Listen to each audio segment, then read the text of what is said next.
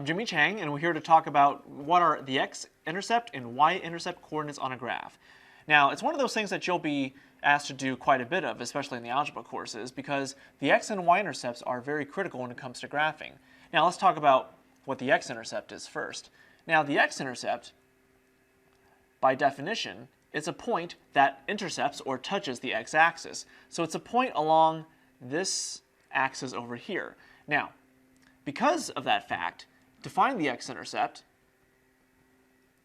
you always let the y-coordinate equal to 0. So it's going to be whatever the x is after you let y be 0. So here's a brief illustration for you. Suppose you have 3x plus y is equal to 6, and you want to find the x-intercept. Now, what you do is you let y be 0, so you have 3x plus 0 is equal to 6. Now, the 0 just kind of drops out, as you know, so you have 3x equal to 6, and solving for x, divide both sides by 3, you have x equals to 2. So that means that 2, 0 is a point on this graph, meaning that it touches the x-axis at 2, so the x-intercept is 2. Now, on the flip side,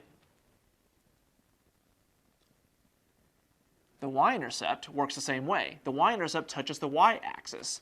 Now, to find that, you let the x-coordinate be 0, and you want to find out whatever the y is. Let's use the same equation for consistency purposes. So, using 3x plus y is equal to 6, if you let x be 0, you have 3 times 0 plus y is equal to 6. 3 times 0 is 0, plus y is equal to 6, which means that y is equal to 6, meaning that this particular graph touches the y-axis at 1, 2, 3, 4, 5, and 6.